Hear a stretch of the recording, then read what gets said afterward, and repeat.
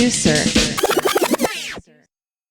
Okay, you know that, like, Okay. you know what I'm talking about from Donkey Kong 64? Okay. Got these little guys here today. Adorable. Check. You're just a little gremlin. All right, I'll do a little intro because we do it like that now. Yo, what's up, guys? Welcome to Poducer, the podcast for producers. Today, we're joined by Chef Boyarbeatz. Hello. Yeah. Welcome back, dude. Yeah, good to be back. I was thinking about like what the welcome back question would be because I always do first concert, but like, let's do first concert you played. Ooh. Like, what was your first gig? I think it was a bar gig back in college, if I remember correctly. And were you playing deep dubstep at this gig? No, I was actually doing like house music. Right, because you were like an Ajuna Beats. Yeah, I was a big trance and house head back in the day. Yeah. Yeah, but I was like, the college parties I was playing at, I was doing like hip hop and like some EDM and like trap and little bit of everything. So, Okay. but like I feel like I remember like the event, but I don't know if it was like the first event I ever played. But maybe like a house party DJ. it was probably a house party for sure. But like paid gig, I don't even know if I got paid actually for that bar gig, honestly. Yeah. Different time. Yeah, for sure. Like I had a Tractor S4, bringing that around. So. Dude, Tractor always was. They had those effects. Yeah, I love the effects on them. They were great, and I love playing on it too. I was a big Porter Robinson fan back in the day, and that's what he used. So I was like, oh, I gotta get that. Yeah, I was on the fence. I got Serato first, and then I was like, fuck, I gotta get Record Box, dude. Yeah, I ate a peanut, and now it's stuck in my throat. hate when that happens. Dude, I hate when nuts are in the throat, man. It's the worst. But also, so we got to get into like some NSW stuff because this is technically an NSW episode. So it's a new little collaboration we're doing. Hell yeah. But I wanted to also ask, what was your first NSW show? Was it the last time I saw you? No, it was Lunar Tide back in 22. I think it was 22. Okay. Or it might have been 20. It was a year Lab Group played. Who else headlined that night? I remember Saruta was that night or one of the nights. Immersive, I think, was the first night. And I was the second night. Yeah. Nice. That was a sick one, though. We went both days. Was that at the base station? Or Yeah. Like that? Yeah. And I did like that venue. I thought it was a cool spot. But I remember the power kept going out upstairs for... Oh, really? They had like an Inamine takeover, and like Sir Hiss had the power go out 3 times during his set, and like literally every single time he like brought the energy back up, and everyone was just like going crazy, and then the power would cut out again. Everyone was like, "What the fuck?" Am I allowed to cuss on this? I don't remember. Yeah, no, you can swear. Okay. You can I was thinking about it, dude. Yeah, I'm fucking. Gates are open now. I was thinking though, like I gotta maybe censor some stuff for YouTube, but I just hate I think that. you can do. Do you really have to censor stuff for YouTube? You know what I think it would be for like maybe shorter form clips, Gotcha.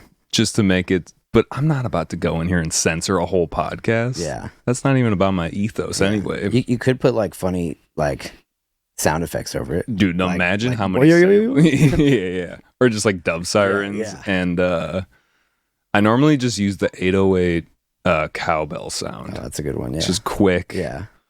Have you ever had a show where the power's gone out on you? Yes, actually. It was actually back in 2022 too. But yeah, my homies out in, I think it was Connecticut, they have a Henny rig out there, and we were in this old fucking like really old bar from the 1800s, and the power kept going out. I think it went out multiple times during my set. But you know, everyone was like, it was a small like homie type event and stuff. Like, you know, nobody really cared that much. Obviously, it was annoying, but like, people weren't leaving because of it. It wasn't like ultra like, dude, I need my money back. Yeah. Or like when I was at Shams last year, the power went out on one of the main stages during Cohen Sound, and that kind of sucked because it was like probably one of the best Cohen Sound sets I've seen.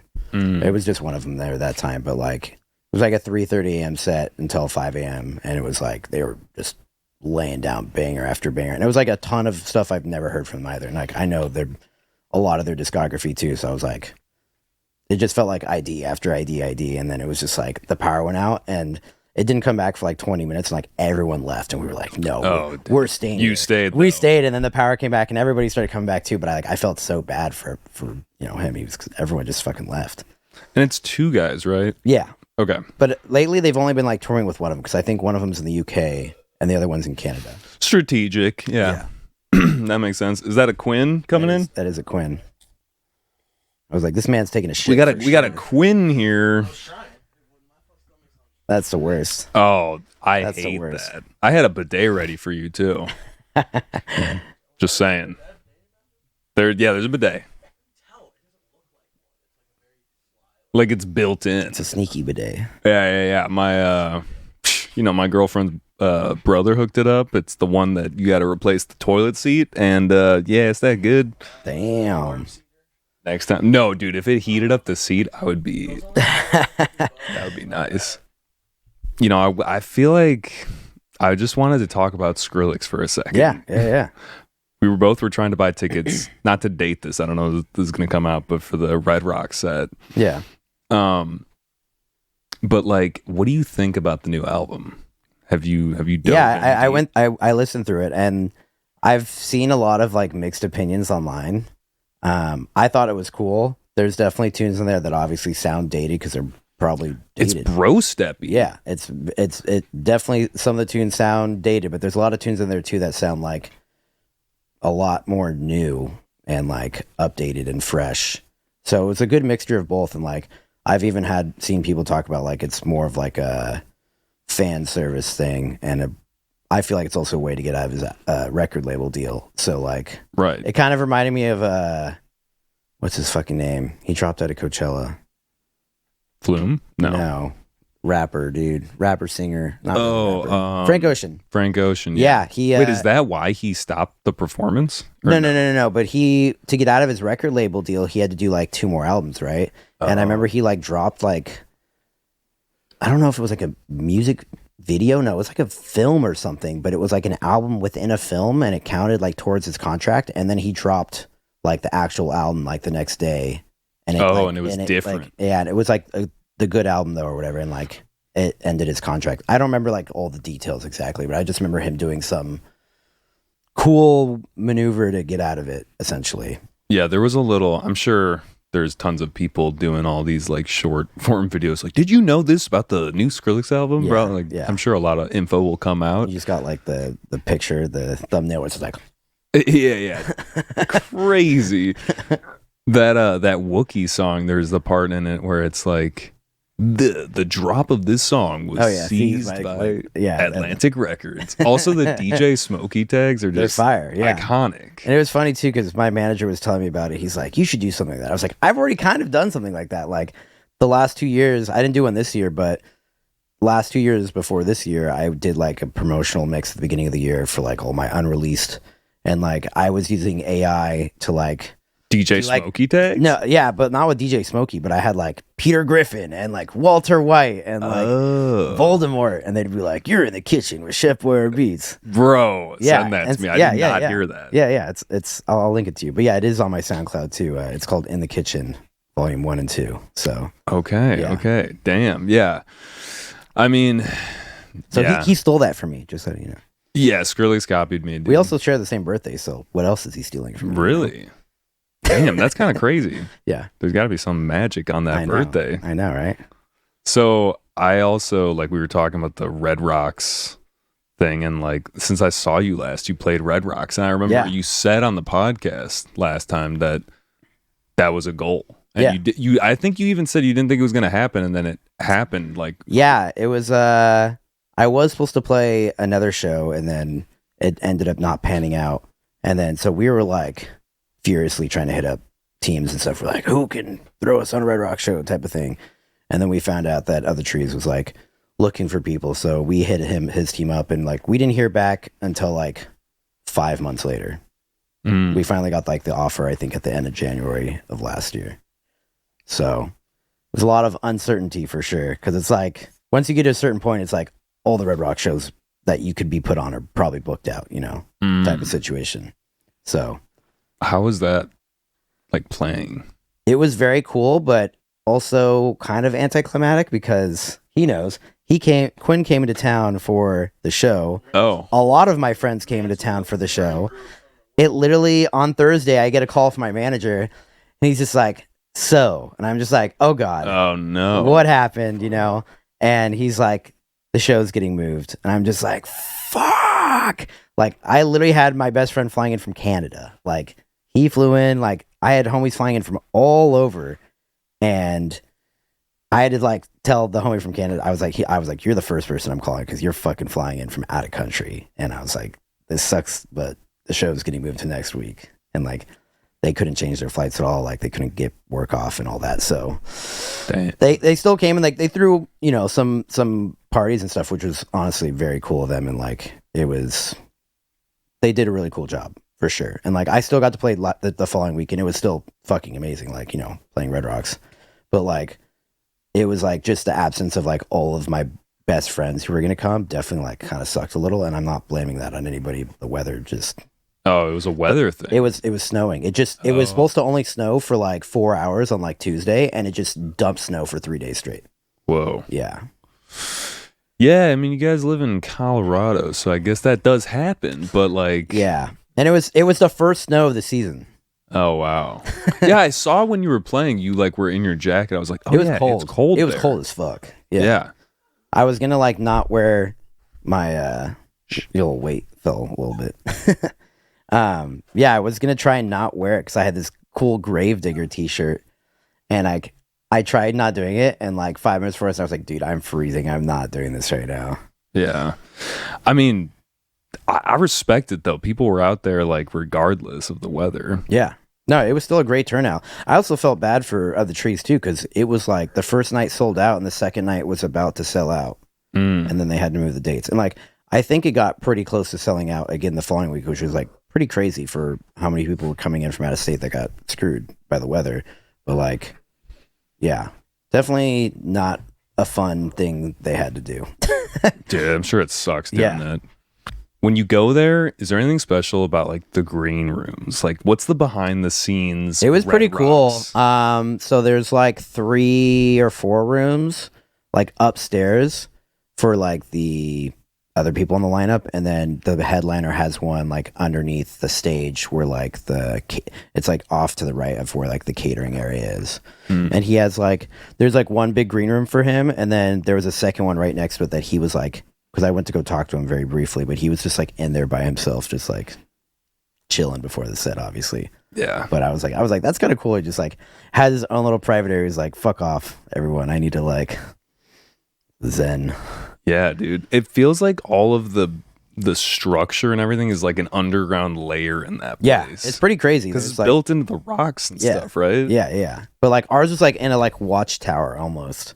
And, like we had, you know, it was a standard room they had for like those types of venues. They have like a shower and stuff, and like they had a TV in there showing the set, and yeah, little mini fridge and all that. That's so sick. Yeah.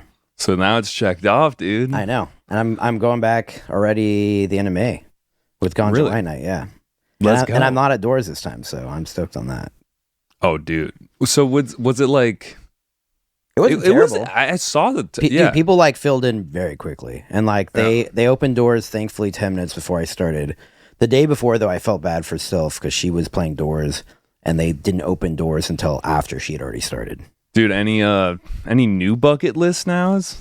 Like, Base Coast is up there for sure. What's that one? It's up in Canada. It's like it's run by the librarian.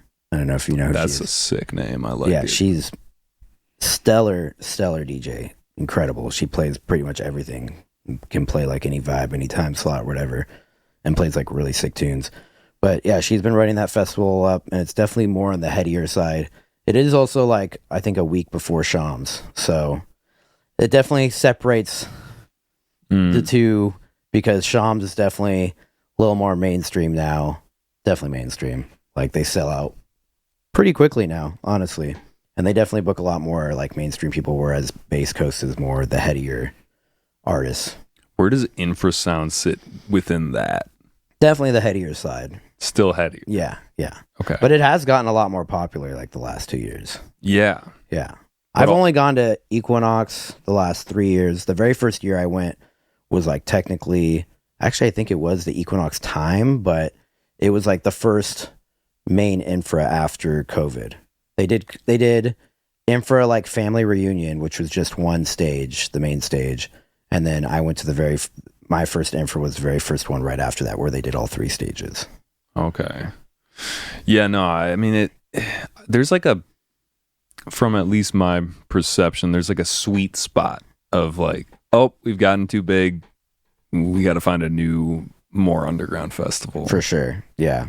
But infra, it's still, I've never gone. Still want to go this year. You were just talking about the lineup. I gotta go. Yeah, you gotta go. It's literally Quinn's pointing at me. Besides infra and submersion, infra are definitely the 2 best crowds I would say in the United States. Have you gone to Halloween? I have not. No. Or wait, is that what it is? Hula? Yeah, Halloween. Yeah, the one in Florida. Yeah, Ricky, who was here with me last time, Suki. He said he's gone multiple times. He says it's one of his favorite events ever. Dude, there's a video of Suki, I think, playing. Yeah, he played last year.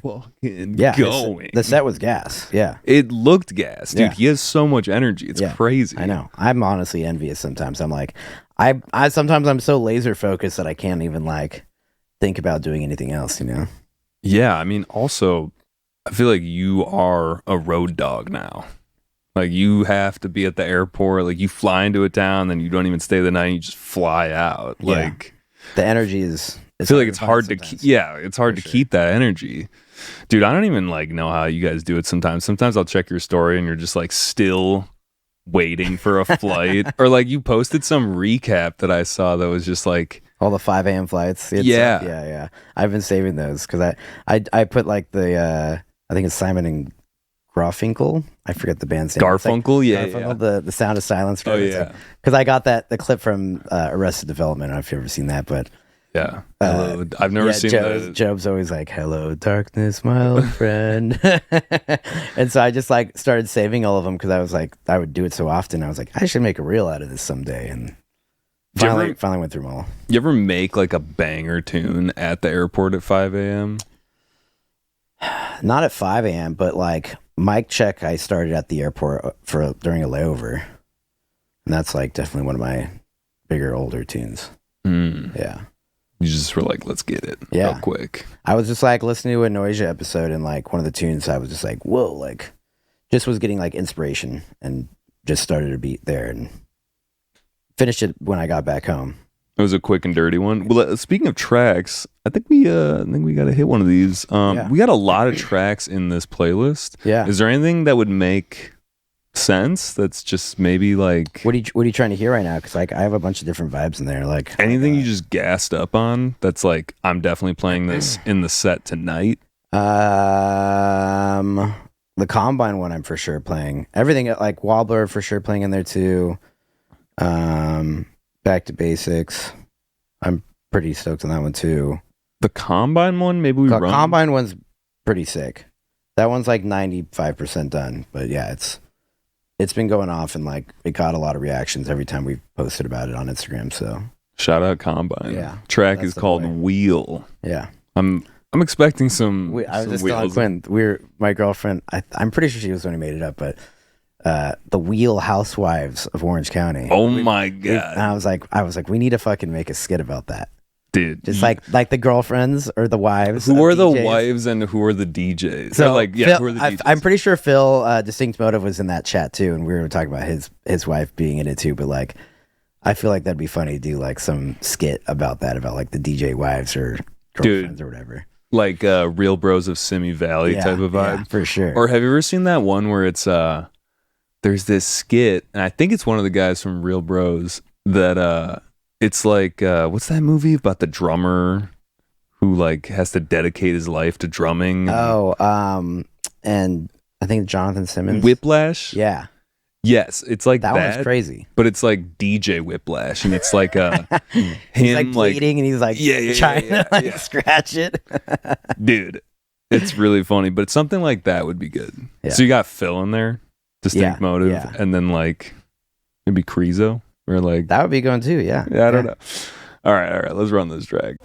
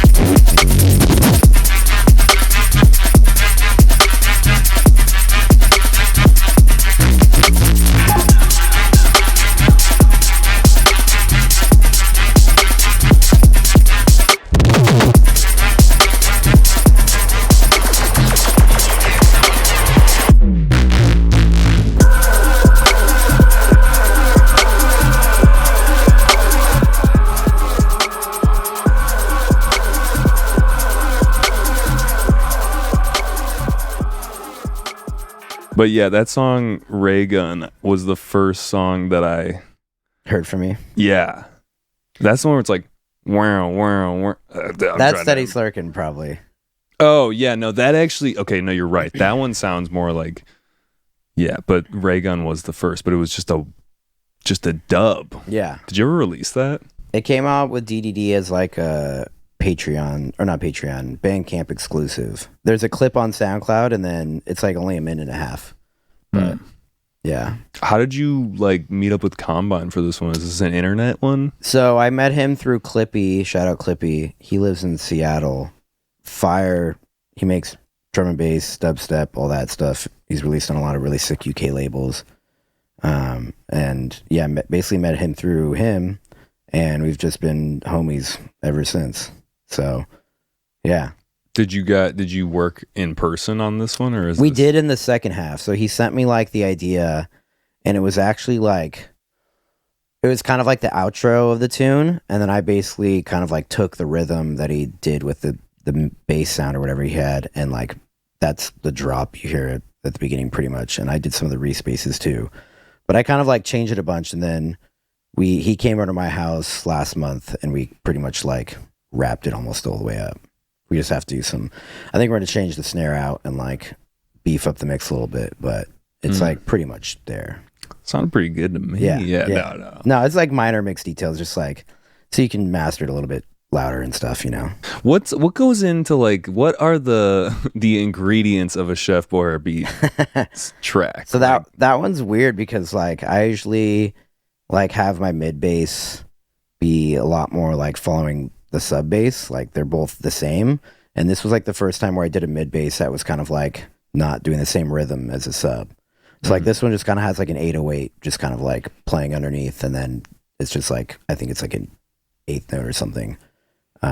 Just some like random patch I just made out of nowhere. Yo, what's up, guys? It's your host, Jerry, again. I really hope that you're enjoying today's episode. I know that I enjoyed having the conversation. Just gotta be that squeaky wheel here and let you guys know to please go subscribe, hit that like button, leave a comment. Honestly, the 5-star reviews on the podcast platforms, that's big too, because otherwise just doesn't get promoted, and it's, you know, we're fighting that upward battle. That uphill battle. But yeah, I know you're just thinking in your head like, Jerry, can we get back to the episode? Yes, we can. All right. Are you following any different sounds now? Last time we talked, you were like, I do a lot of drum and bass too. I've been doing a ton of drum and bass, honestly. Like, yeah. The 140's definitely been a little lacking. Really? Yeah. Like I have that was one of them, and then the wobbler tune, and there's that one's like completely done. But like I have other tunes at 140 BPM, but they're not like strictly like dubstep.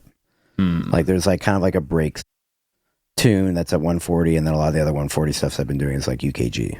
Okay. Yeah. Do you have a drum and bass one in here? Yeah. If you want to play Holding On, that's like probably my favorite one. It's a Liquid tune though. Oh, dude, Liquid's my fave. It's a bop though. I think it's like number 7 or 8. Yes, you're correct. In the loneliness is where I am today.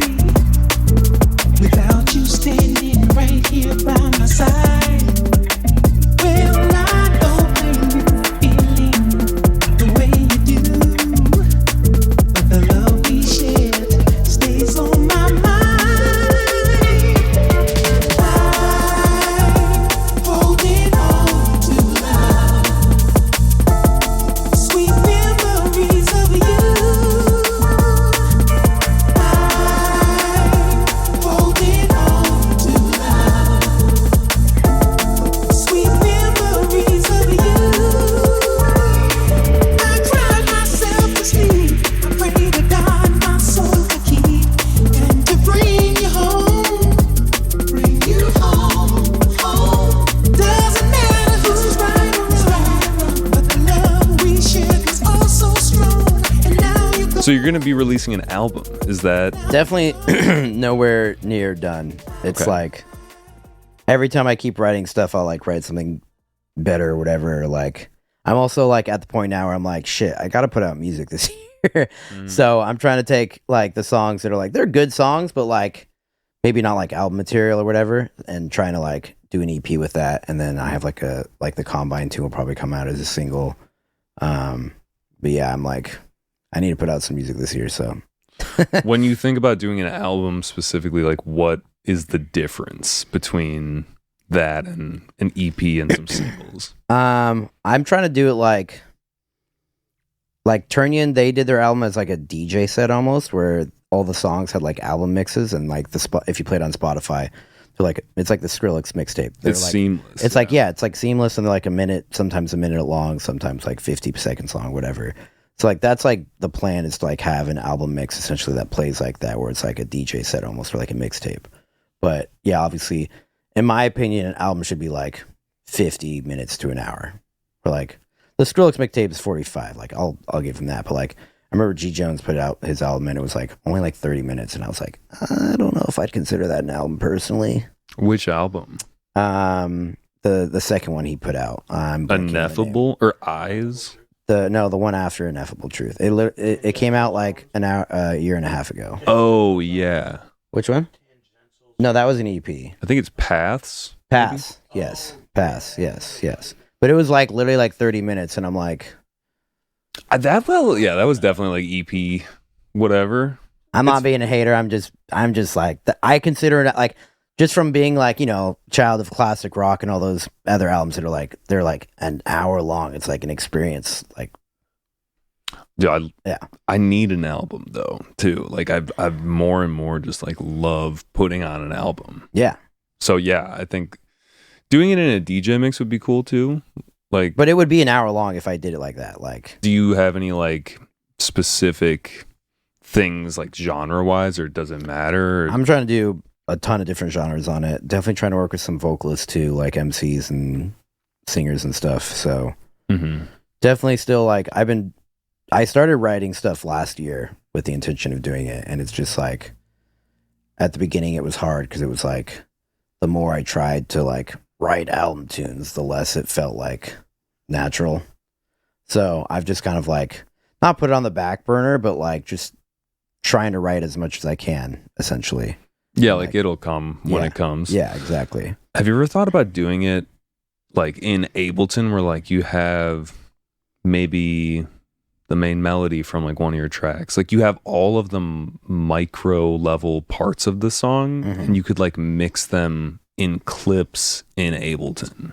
I haven't tried doing that before, but like I've definitely, when I was at school at Icon, we kind of did like a lesson like that where like you try to like DJ set it with like individual things. And I don't know, I'm much more of a CDJ DJ kind of guy. I don't know, just like playing off Ableton is not my vibe personally. Yeah, I agree. Like DJing in Ableton scares me way more. Yeah. I'm like, what if I miss this mark? And Right. it's just like, how do I get it in there now? Yeah. You know, but I have thought about it would be really easy to, you know, do homages to older tracks. Like maybe it's in the same key and you bring the melody of that track into this one and maybe put like an effect on it or something or chop it up a little bit. Yeah, for like sure. I feel like you could do a lot of callbacks and interesting things there, but it does just seem like a completely different beast. Yeah. No, like I saw like 15 minutes V prom last night in Denver. I had to leave for, you know, change my flight and go to bed and all that. But he did a mix of I think the tune is Hope. I could be wrong though. The vocal's like, "You're always in my mind." And then he played it with his like Dominate remix, but he like had the vocal like looping over it and like he was doing some effect to it where it was like stuttering almost. And it was just like a cool blend. Kind of like, does he use CDJs or does no, he uses Ableton? He uses Ableton. Yeah. Okay. So I thought that was cool too, because like he used to just like let songs play out by themselves, and then he has like a beat pad or whatever that he like has cue points set up, so like he can like jump between cue points and do cool little like you know, go back and forth, and then when he like stops like touching it, it goes back to the original playtime essentially, if that makes sense. So Yeah, like as a song's playing, he can like jump to a certain cue point and then it'll go back to where it was going to be at if you hadn't pressed it. Oh, yeah, that makes sense. Yeah, Oh, yeah. interesting. Okay. Yeah, he did like a whole video on YouTube like I think like 10 years ago when I first found him. It was like a how I play type thing, and it shows like what he's doing with like the beat pads and all that. I forget where I was going with that. But you're not trying to get... Yeah, I'm not trying to get in that. I enjoy playing on CDJs way too much. It's just my vibe. I mean, how do you wheel in Ableton? You can't wheel in Ableton unless you have like a little sound effect. We had Lone Drum in here from KLO, and he was talking about how like the fake DJing or the fake scratching, you know how they have like those sound effects and stuff. Yeah, there's like a plugin where you can like scratch with like and automate it, and he was like, just hit me up. Yeah, for sure. Yeah. I was like, well, not everyone knows how to scratch, but he was also talking about how some of it doesn't make sense, that it like breaks the laws of like what you could actually do. So you could hear that it's not real scratching. Yeah. I feel like if you did the same thing with a wheel in Ableton, it would be like, dude, just put it on the decks. Let's go. Like, come on. I got this question book. I don't think I had this last time. Quinn did this. But it's 3,000 questions. So choose wisely. Anything between 1 and 3,000. 2150.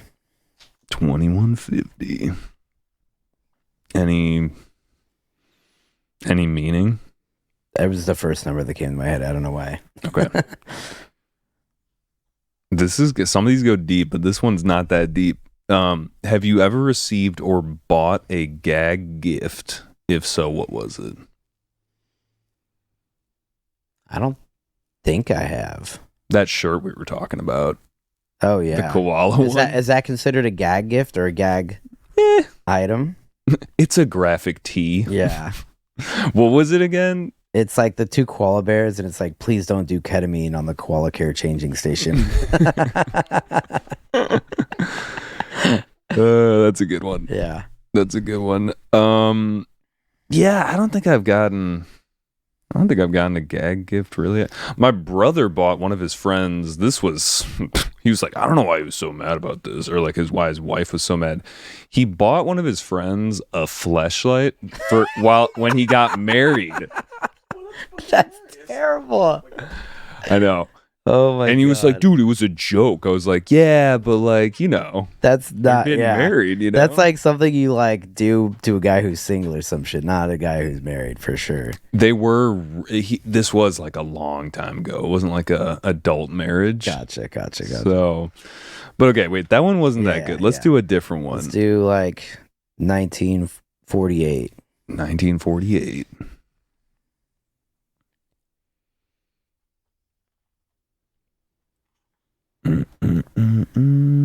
Okay. This is actually kind of funny. If you did ever have plastic surgery, what procedure would you do? I've never thought about this one. Yeah, time. I've never thought about this either because I don't hate anything much about my body. You get those lips? Maybe being, oh yeah. You get those lips? Maybe one of those, I mean, I've heard the surgeries aren't great because they probably suck after a couple years, but making yourself taller, that's probably the only thing I would change about me. Oh, like when they get in there? Like they get like the extended like leg or whatever. Ooh, that sounds painful. Oh yeah, for sure. But like, I don't know what else I would do. Yeah, like, I don't think I would feel change anything. I'm like chilling. My nose isn't too massive. It's like I feel like. Does it work good? Like you got to. I could definitely get a surgery. Like mine, I think I have. What is it called when you can only breathe really out of one side? Deviated septum. Yeah, I'm pretty sure I got one. I'm pretty sure I got a deviated septum, and I'm pretty sure I have sleep apnea. I'm currently waiting to hear back from my insurance about getting tested for that. So, are you going to an ENT, an ear, nose, and throat doctor? No, I just went to my primary care doctor, and they said they have like at-home tests to like see if you have sleep apnea. So first they have to determine if I even have it. But like my girlfriend's like, you stop breathing when you're sleeping. Really? She's like, I'm scared. So you're just like sleeping there, and then you're just like, I have no idea. I'm asleep. dude, it scares me because every time you hear about sleep apnea, people are like, that's not good. Like it's gonna shorten your life. I'm always tired all the time, so maybe that's it. Yeah, dude. I if anybody can see my nose, I don't know. It's not right. But also, I don't want to get surgery for that either. Yeah. I kind of, I got what I got. But breathing, dude, so important. Yeah, it's essential. It's good. Yeah. You ever see someone with a good, like, nose where it's like, oh, they can breathe. They breathe well. They can breathe, dude. I get jealous. My girlfriend's got a good, like, it's got a clear pathway into her body or into her. Good sniffer. She's got a good sniffer, dude. I'm fucking jealous, Your man. dogs are jealous. Dude, they got good sniffers, man.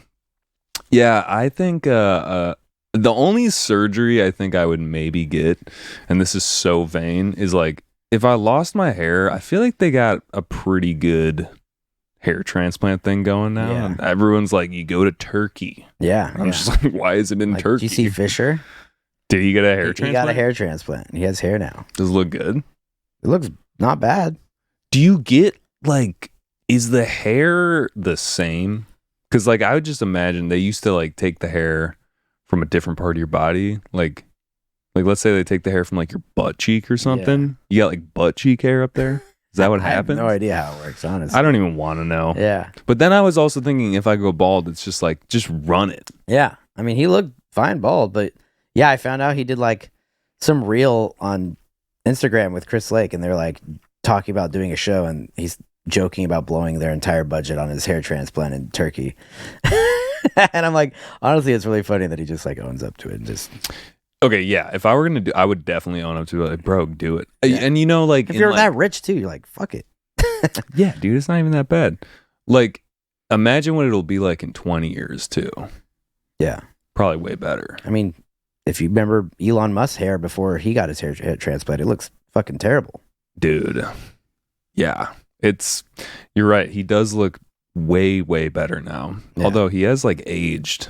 Yeah. Not great. Not great. Yeah. Dude, we can't talk about Elon because now talking about Elon is like talking about politics. Yeah. There's a lot of shit going on with that right now. Yeah. There's we don't have to talk about it, goddamn. But the AI shit is getting even scarier. Like, I don't even know what. Have you tried Grok? No, I will not give Elon any of my money. You're done. He's like top person I hate most on the shit list. Yeah, on the shit list. Fair. Yeah. What about do you still use X? Are you an X guy? You thinking about Blue Oh, Sky? I call it Twitter.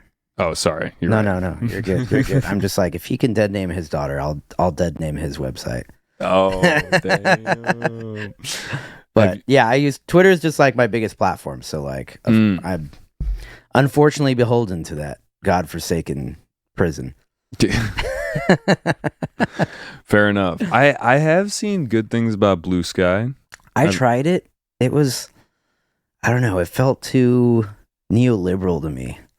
It's just like nobody's actually like that funny on there. Personally, I'm a big shit poster. Yeah, no. So the like, memes, I love like, that type of shit. And like every time I go in there, it's either people trying too hard or people are just like straight up not funny or like too wholesome. You know, like I felt like every other post was like, here's a picture of the universe, or like I need death the in force. my stream. Yeah, dude. I need Otherwise- funny humor and stuff. I don't know, like, and it even too like my engagement on there was like, I was like trying to rebuild stuff, and it was, I don't know, I was just like, I'll just stick to Twitter. Yeah, fuck that. And my Twitter did get hacked actually, like really? a month and a half ago, and I finally got it back a few weeks ago, and like trying to rebuild it was definitely like, I was like, damn, like, What did they do? Randomly I got like 2 notifications saying that it was like somebody was trying to log in my account. I was like, oh, look at this fucking loser. And then I woke up the next day and my account was logged out. And I was like, oh, Shit. they dude, got it. That always scares the fuck out of me when I Yeah. get the attempts. Yeah. That's when I go in and just, I'm like, no, motherfucker, not today. Well, I have like a very random password. Mhm. Like it's literally just random. And what is that? No. No. Someone was like joking about giving out their social security number the other day to me. I was like, chill. Yeah, I literally just made up like random numbers and letters, and like I've had slight variations of it since I was like 15, and I've never been hacked on anything since. So that was like the first time when I was just like, damn, They got me. yeah. Or either that or they figured out like because it's like my old college email, so they must have gone into it or some shit. I don't know. Damn, bro. Like they retrieved. Yeah, but it was weird. But Something. like they didn't post anything. They didn't DM anybody. Like they didn't even use the account. They just see. I don't know if I like did login attempts though, and maybe I locked them out, and they were just like, "Fuck it, I'm not gonna try and use this." Because like I was like, when I did it, I was like the first thought I was like, if I spam it enough, maybe it'll lock the account. Yeah, no, that's a good move. Yeah. So was getting it back a pain in the ass? I basically did like you have to submit a form or whatever, and I did it a bunch, like pretty much every day for like 2 weeks, and then kind of gave up on it. And then I played in Miami, and I was again just went straight from the club to the airport at like 7 a.m. and I get this email, and it's like, here's your link to retrieve your account on Twitter, and I was just like, Lit. dude. go, like get it. Were you really bummed when it happened? Because like that's I was your fucking, biggest. I was platform. depressed as fuck that day, and it was like it's like my biggest platform too. So it was fucking not fun. And like I know Elon's like gutted their support team where it's like it was basically I was just getting automatic responses. It's the same like Instagram. There's barely any humans there. Oh yeah, dude. So yeah, don't even start on Instagram. I fucking yeah. we love Instagram. So yeah, it was definitely rough. But What do you think if you did, like, if you couldn't use your social, like Twitter, that what would be like the next best thing to contacting people? I would probably hop on the Blue Sky train if it like desperately came down, if there was like no more Twitter at all, which I would be very down for if everybody moved. But it's like, it's so hard to like get everyone onto a new platform when there's already an existing one, like, you know? Yeah. I've actually recently, I'm like, I like TikTok now. For a long time, I was like, fuck this shit. But now I'm like, damn, I like how it's controversial. Yeah. Like, I need to use it more, honestly. I was like trying to use it for a little bit last year, and then I don't know. I like being able to read thoughts in text form and stuff. And yeah, no, I agree. I mean, it's bad, but there's something magical about their algorithm. yeah, I've heard great things about it. Yeah, it's more addictive, Yeah, I'll say, which is scary. But they're doing something right at the same time. for sure. But I've also heard they're gonna like sell it again, or they're gonna force a. They were, I know, at one point, and then Yeah, I don't know whatever happened to it. I don't know either. I don't even know what's going on. I checked the news the other day and I just was full blown depressed. I was like, well, I'm just not going to do that. I wouldn't be surprised if Trump got them to like pay some massive payout to him or something. Dude, what the fuck is going on right now? It's like, do you listen to the news or watch the news, or do you? I mean, I follow like reporters and stuff on Twitter, so like that's also why I like it so much, because like there's just tons of independent reporters I've been following. Yeah. Are you a big news guy? Like, because a lot of people that I've talked to, I definitely keep up to date on shit. Okay. Yeah. I need to get like secondhand news. Like, I need to get a guy who like reads the news and then gives me like the TLDR. Tell me like I'm 5. Yeah. Just because I don't know what happens, but whenever I listen to it now, I'm just like, this seems bad. It's probably for the best. It's like, I also like want to feel informed, but it's also like I just had an appointment with psychiatrist like a few days ago, and just all my anxiety like reports were through the roof, and she's like, oh, so like what's going on? I was like, what's not going on? Like everything's going to shit. Of course I'm fucking anxious about everything right now, dude. It's crazy because it's like it's scary to think about things getting shittier. And I was even thinking about the dance music scene when it comes to just, you know, the economy being squeezed and just not being good, that affects people going out to shows and stuff. Dude, shows, I've been hearing from almost every smaller like promoter that the last couple months have been the worst it's been. Really? Yeah. And we're going into festival season. Like it's April. And festivals are dropping out left and right, dude. Really? There was one, well, that one wasn't about money, but there was a small one in Austin that was about to happen. Friends of Friends, and that's not the name of it, but they were Friends of Friends. That would be a good name. Yeah. But yeah, they had to drop out because I guess some other promoter, I don't know if they own the land or something, but they basically were being bitches about it and were like, you can't throw an event in their area. Mm-hmm. But yeah, like small festivals are dropping left and right, dude. It's pretty crazy.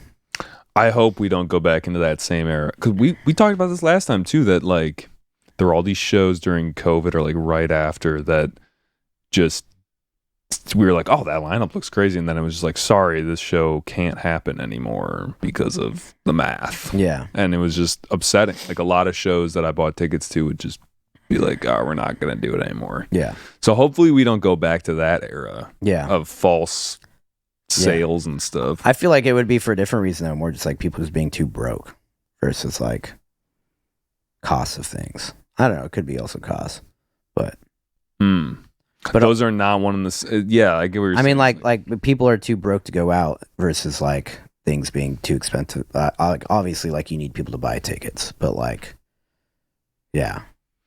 Do you think about like, because you were talking about sustainability, like is money being one of those factors? We were talking before about you doing like teaching production.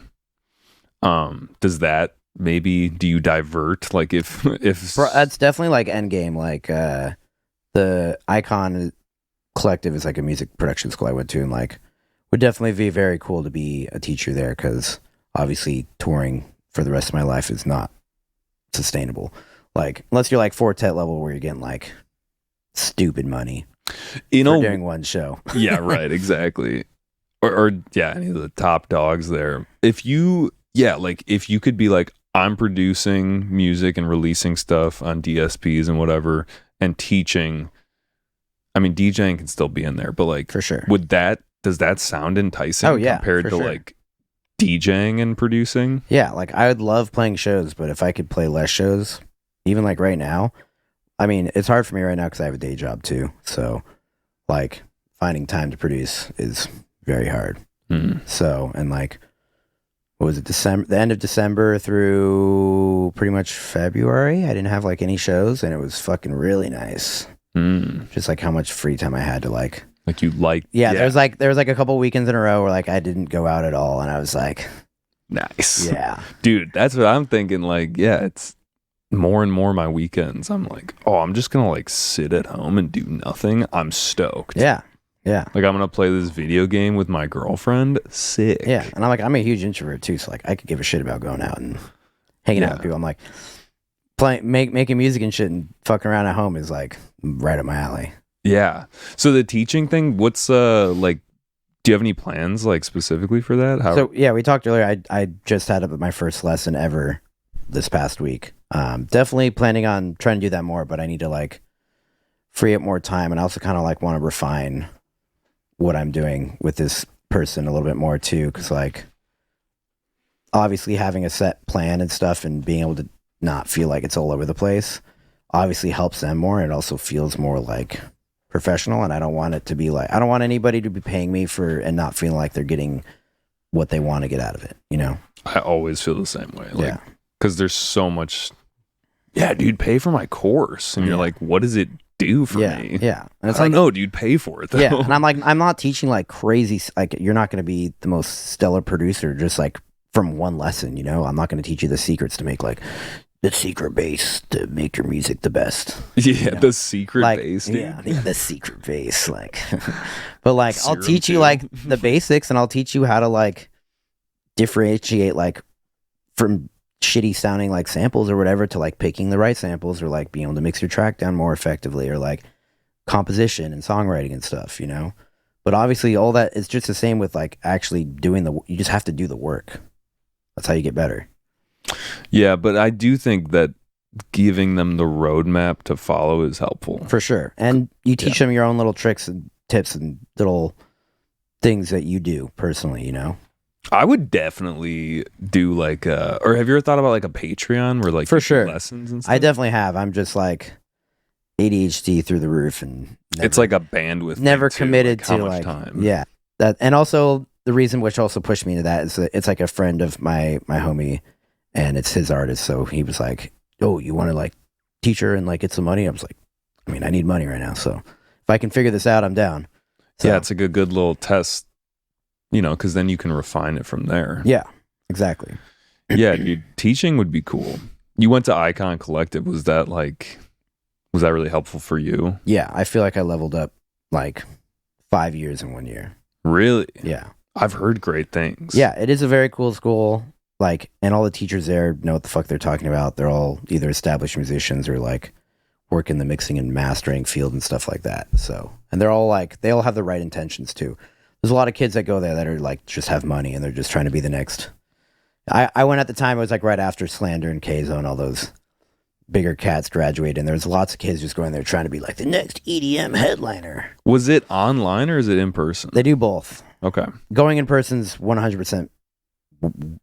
It's way better. Yeah. The online is like you're paying not that much less. But like when you go in person, you're able to network in person. And then they also do office hours where each teacher has like an hour block essentially where you can just go into they have like a studio room or whatever with speakers and whatnot. Yeah, and get you can some real talk. Yeah, you can get some real talk, like literally ask them any question you want. Like they do feedback, or like they'll either have like another lesson planned specifically for that or whatever, or like they'll just do a free for all. Like, I don't know if you know PD Clicks off Night Bass. He's a teacher there, and literally half the time we'd go in there, we'd all just be shooting the shit. Just like 10 of us would be like, you know, giving song suggestions and stuff, and he would play a song off, and I'd be like, save that, that's a sick song, you know, like it was a lot of cool stuff that you wouldn't be able to get done online.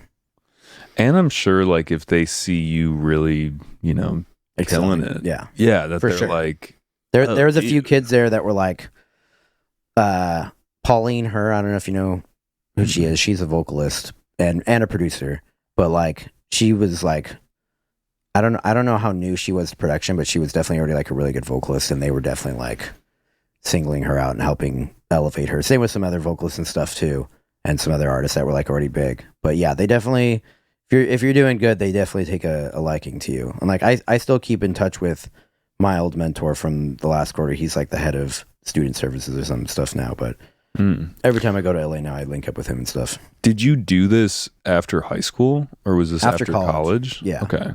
Do you think if you like, I mean, I always think about the butterfly effect. Like I wouldn't go back and change anything because like I wouldn't be the same person I am today. But Yeah. like, would you like, if you were talking to someone like getting into the mentoring thing, like, would you maybe just tell someone like, hey, why don't you go do like Icon instead of like going to college? I would say if you're going to go to a production school like that, you should get some years of production like experience under your belt first before you get before into you go. Before going to like a production school. Because you don't want to be a complete noob. Yeah, and that was like my reasoning too, because like I found Icon back my sophomore year or junior year, and I was like, I want to go here, but I was like, I don't want to like go, like you said, like as a complete noob. Like I would hate to pay 20 grand, whatever, and like be like flailing around, not really being able to take advantage of it for what it is, you know? Mm-hmm. So is it the same price as like a normal?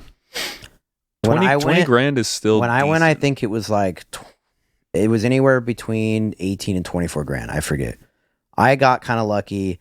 My dad and grandpa gave me some money to buy a new car after college, and my car was like still working fine. So I was kind of like, and they never approved me of doing music stuff anyway. So I was kind of like, fuck you guys, I'm gonna go to music school. But it only paid for like half of it, and then I was starting to run out of money towards the end, and rest in peace, my aunt. But I came into some inheritance money from her, and that helped me pay off the rest of Icon, and I was able to put the rest of into like some savings and all that. Beautiful, dude. I mean, it just makes me happy to hear someone that like, you know, you go to school for a year and like you're like, I got a shitload out of that. Yeah, because like I feel like you just hear about people going to school now, and it's like I just thought I was supposed to do that. yeah. No, you like that's a school where like what you put in, you get out. And there was a lot of kids who, like I said, they had tons of money and they didn't put in the work or whatever. Like, I remember there was like 3 kids who dropped out in the first couple weeks because like we were learning like basics, like music theory, like how to play a C major chord. It's literally just C, D, F, A, B, C, D, you know, whatever. And it's like literally all the white keys. It's literally just going up. And like that was like one of the things we had to go up and play the C major scale or whatever on the piano. And they'd be like, C. And I'm like, dude, it's literally the alphabet. It's literally just go up. C, D, E, F, G, A, B, C. Like, that's all you gotta do, buddy. Like, it's not that hard.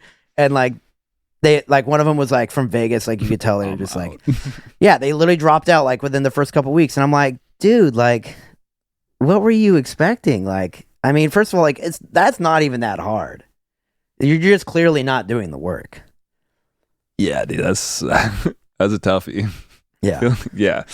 Damn. Yeah. I mean, I feel like it's probably, you know, you're a rich kid. You're like, oh, dude, that guy on stage, like, Yeah, they just want to be. They just want to be a superstar. Yeah, but they don't want to do the work. Yeah. And you're like, wait, I got to learn music theory. What? Yeah. I mean, you could get away with not learning some music theory, but like that's basic. That's like I got to know what MIDI notes I'm hitting. Yeah. Even if I'm programming it, like we're not expecting you to be playing chords and shit necessarily. Like, Yeah, I mean, we eventually did learn that down the road, but it was just like I just thought it was hilarious that they couldn't even do like the most basic of thing. Yeah, that's tough. Well, shit, man, are they still a thing? Icon? Is it Yeah, still they out actually there? upgraded their campus right before COVID. Okay. I thought the old campus looked a little cooler. Don't hate me, but it felt way more like unique. It kind of had this vibe, honestly. A lot of the studio rooms like had like this really cool like wood paneling and stuff, and the new spot looks a little too monochrome, I guess. It's like all like one or two white. colors. Yeah, it's like all white and blue, or like but like light blue, you know. Mm. And like all the studios look exactly the same and stuff like that. But there is like way more studio space and stuff now. The school's way bigger too, so they can fit more people and it looks more modern. But like I kind of liked the old spot that they had. Fair enough. I've known about them for a while. Yeah. And it's good to hear a success story. Yeah. Just because like I don't There's a few other people too, like Sokka went there. Mhm. Trying to think who else off the top of my head. I know there's like a bunch of other kids though within our realm of bass music that have gone. Yeah, and Sokka's fucking popping right now. Yeah, he's killing it. Yeah. Again, like normally we do your favorite concert, but let's do favorite ever set that was like we talked about Red Rocks, so it can't be Red Rocks. Yeah. Favorite set I've ever played? Yeah. Easily Infrasound 23. 23. Okay. Yeah. What about that one? Just like the energy throughout the entire set and like I don't know. And it was like personally like one of my favorite sets I've ever played too. The the content of the music and yeah, and like even just like if you look back on the videos too, like it's crazy. I don't know. I don't know if I'll. That's the one where Quinn's just fucking. He was at the last one too, and the last one was good too. But like, it's funny. I made more money at my infrasound set last year, but I was like, I feel like it wasn't as good as my previous year. Like it was still a good set. Don't get me wrong, but like, I don't know. Just like I hit like every genre I could. I played fucking dubstep. I played jungle. I played drum and bass. I played breaks. I played UKG. Played speed garage, and like everything flowed seamlessly too. And the crowd was like engaged the entire time. Versus like I felt like when I played UKG last year and stuff, I kind of lost the crowd a little bit. That's interesting because you'd think that UKG would be even more popular than next year, like it has become. Yeah, there's a thing though. A lot of the 140 kids, they like if you're not playing 140, they're like, man, where's the 140? Give me the dubstep. I don't want to hear anything else. Fair enough. Yeah, no. I mean, I don't know. I saw the lineup this year. It's not all purely 140. Oh, definitely not. No, they booked a lot more like jungle and drum and bass and stuff too this year, which I'm stoked because like I felt Submersion kind of one upped, and for a Toffler, don't hate me, them on their drum and bass. Like I went last year to Submersion and like it was like Galaxy and the Makoto into Polo and Bryson into Spy into Shy FX, and it was like the most insane 5 hours of drum and bass I had heard in the United States in a long time. It was fucking chef's kiss. Literally amazing. Yeah. And like I'm just like such a drum and bass head. Like I've always been a drum and bass head, but like even more so I feel like the last 2 years. It's like what I primarily listen to in my off time and stuff. Ooh, okay, wait, what are a couple recommendations? I'm big on North Quarter right now. They do like a lot of liquid soul vibe beats type stuff. Dude. Like Lensman, Red Eyes, Saddle. Trying to think who else is all on that crew. But yeah, those guys are fucking amazing. Really sick. Maybe we'll end it with one more track real quick. Yeah. Anything in here? The Wobbler, you mentioned that one that's like earlier. probably one of the few 140 dubstep tunes I've made the last 6 or so months. So